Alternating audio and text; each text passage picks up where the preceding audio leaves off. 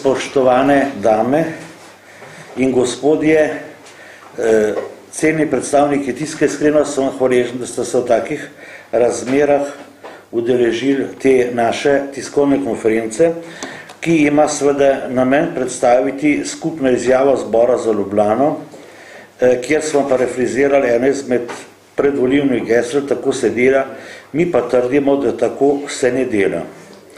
Torej, to geslo, to izjavo skupno vam bom prebral, potem pa imate še možnosti tukaj, da vprašate nekateri izmed referentov na našem zborovanju.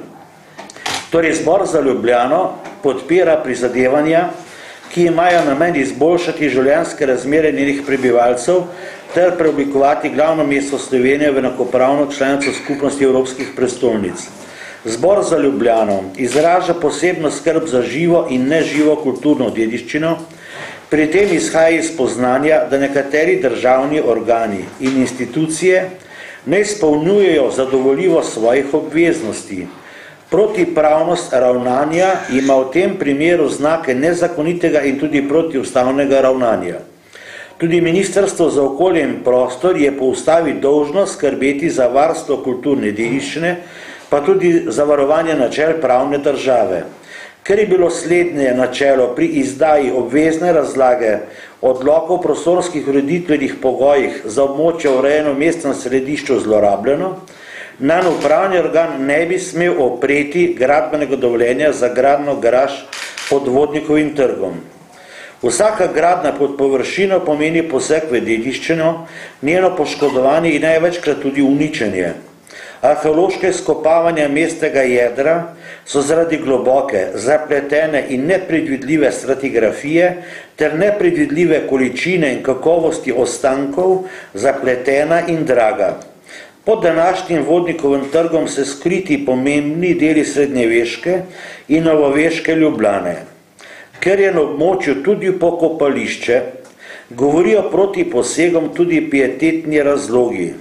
Za poseg v zgodovinsko tako pomemben prostor, kot je središče Ljubljane, torej ni dovolj samo interes investitorja z dovolj velikimi sredstvi, temveč tudi širši družbeni konsens. Ne dovolj premišljeni gradbeni posegi ne samo škodijo njihovi arhitekturi, ampak jo že v osnovi ogrožajo. Gradna garaža na Kongresnem trgu resno ogroža Uršulinsko cerkev, enega najdragocenejših kulturnih spomenikov v Ljubljani. Frančiškanska cerkev s kapelami, križnim hodnikom in glavnim ljubljanskim pokopališčem, obzidje z mestnimi vrati in bastionom, stolnica, semenišče in kasteljice kažejo, da gre za središčno ljubljansko lokacijo in verjetno največje ter najpomembnejše arheološko območje srednjega veka v Ljubljani. Podobna usoda čaka tudi kompleks stolnice kot Plečnikovo tržnico. Tudi ta po svoji naravi ustreza pojmu kulturne dediščine. V Ljubljani poteka avtokratsko vladanje. 17 četrtnih skupnosti je kljub obljubam, da bodo njihove sklepe in predloge v največji možni meri upoštevali, praktično brez vsakega vpliva. Z nekaj izjemami so vse izboljšave osredotočene le na osrednji del mesta. To je podcenjujoče, žaljivo in krivično, kajti posledice bodo nosili vsi Ljubljančani. Ob začetku županovanja sedanjega župana je mestni dolg znašal 39 milijonov evrov, ob zaključku bodo kljub državnemu denarju, ki ga mesto dobiva, bo znašal ta dolg predvidoma 160 milijonov evrov. Vsak Ljubljančan bo povprečju zadolžen za 760 evrov, medtem ko bodo prebivalci drugih slovenskih občin povprečju zadolženi za 222 evrov. Za potrebe ozkega kroga je odprodanih skoraj za 200 milijonov evrov mestnega premoženja. Takšnega brezbrižnega zadolževanja in trošenja v Ljubljani v vsej zgodovini še ni bilo.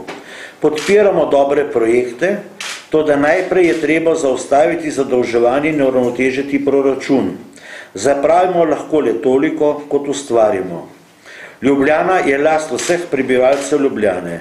Ni mogoče slediti samo trenutnim potrebam in blišču vladajočih elit, ampak je treba v vseh pogledih misliti tudi na prihodnost. Strateški in izvedbeni del novega prostorskega načrta Mestnega odbora Ljubljane mestne občine Ljubljana sta pripravljena izrazito slabo, ker ne rešujeta vitalnih vprašanj Ljubljane in Ljubljančanov. Sprejeta sta na netransparenten in nedemokratičen način. Strežeta predvsem interesom nekaterih nepremičninskih poslovnežev. Zelene površine bi bile zazidane kar se da naglo. Že dolgo pa ne bo rešen problem poplavljena ne le Viča, ampak širših predelov mesta. Na te nevarnosti opozarja stroka pristojne, tudi mestno občino Ljubljana. Že vrsto let, a jih pristojni nočejo slišati, saj so njihove prioritete usmerjene v druge populistične projekte na škodo varnosti Ljubljančanov. Ne ponavljajmo napak iz preteklosti.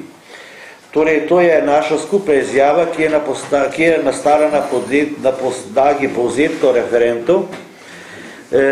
Če koga še konkretno zanima, so tukaj naši 4 oziroma 5 strokovnjakov.